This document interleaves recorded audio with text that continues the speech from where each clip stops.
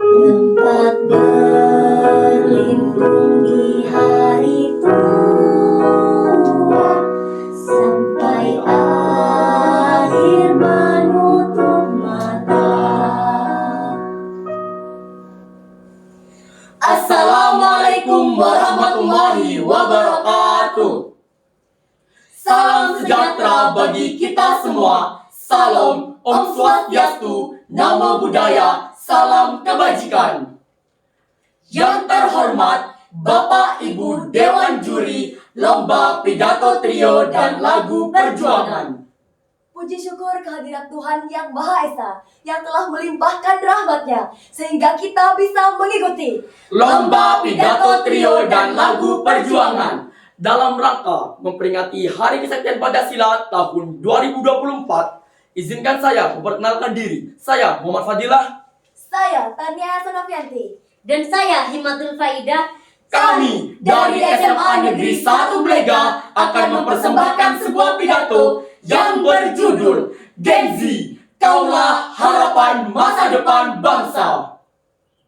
Syukur yang tak terhingga karena atas berkat rahmat Allah yang Maha Kuasa, bangsa ini telah berhasil melewati masa-masa genting dengan selamat. Kenapa tidak? Sejak berdirinya Republik ini, kita telah mendapati ujian secara bertubi-tubi. Mulai dari agresi penjajah yang ingin kembali berkuasa, konflik internal antar kelompok atau partai, hingga upaya kudeta berdarah. Tetapi semua dapat dilewati hingga bangsa ini masih kukuh berdiri. Keinginan PKI beserta organisasi-organisasi yang mendukungnya untuk mendirikan Republik Soviet Indonesia telah menumbalkan kalangan pejabat maupun para kiai juga santri.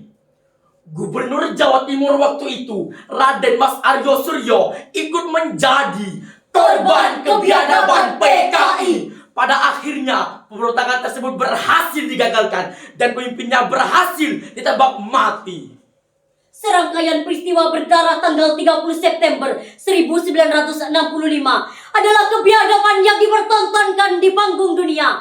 Perebutan tanah wakaf di Pondok Gontor di Desa Sambirejo Mantingan Ngawi oleh PKI yang luasnya mencapai 160 hektar. Pihak Gontor bersikeras mempertahankannya hingga bentrokan fisik pun tak bisa dihindari. kudeta berdarah yang dilakukan oleh Partai Komunis Indonesia berulang-ulang kali. Pemberontakan PKI di Madiun tahun 1948 di mana mereka telah membantai 200 orang santri beserta kiainya di Soca, Magetan, Jawa Timur. Kedua orang itu dianiaya, disiksa, diseret, dikubur hidup-hidup di sebuah sumur tua dan ditimpuk dengan batu. PKI juga melakukan tindakan kekerasan terhadap para pelajar Islam Indonesia yang tengah mengadakan training di sebuah pesantren di Kanigoro. PKI, mereka sangat biadab. Mereka menginjak-injak Al-Quran dan melecehkan perempuan. Kejadian ini pun menyulut kemarahan orang-orang yang masih punya hati nurani. Kemudian puncak pemberontakan ini adalah penculikan, penyiksaan, dan pembunuhan terhadap para jenderal TNI Angkatan Darat pada tanggal 30 September 1965. Dan sekali lagi, pemberontakan ini berhasil digagalkan. Kekejaman demi kekejaman itu adalah tabiat komunisme. Demi cita-cita masyarakat komunal, mereka rela mengorbankan bahkan separuh dari warga negaranya. Karena itu, Komunisme tidak layak mendapatkan tempat dimanapun. Bagi bangsa Indonesia, PKI adalah penjahat. Kekejaman yang dilakukan bagaikan film horor yang menghantui mimpi anak-anak bangsa.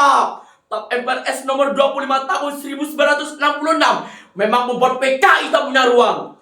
Tapi yang namanya ideologi akan selalu hidup di hati para pengembannya. Suatu saat bisa saja hidup kembali jika mendapatkan ruang geraknya. Bagaimana mungkin agama bisa dijadikan musuh bagi Pancasila? Di satu sisi, kita diharuskan waspada dengan kebangkitan PKI. Di sisi lain, kita dihimpit dengan tumpuk permasalahan yang tak kunjung bisa diselesaikan. kemiskinan dan kesenjangan sosial yang akan melebar dan mendalam.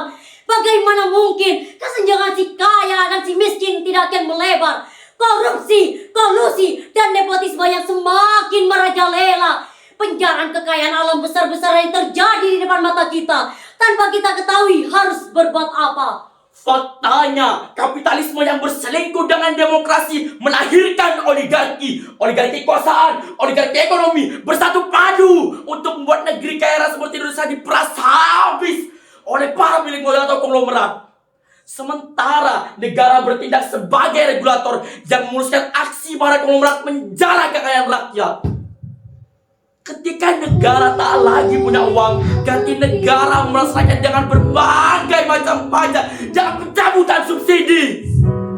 Lalu para penguasa, mereka cukup puas dengan kehidupan mewah hasil remah-remah dari para milik modal yang mereka layani. Duhai Ibu Pertiwi, demikian miris nasib putra-putrimu.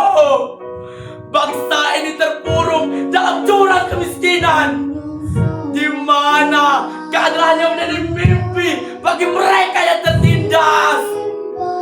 Di mana letak kemanusiaan yang adil dan beradab itu?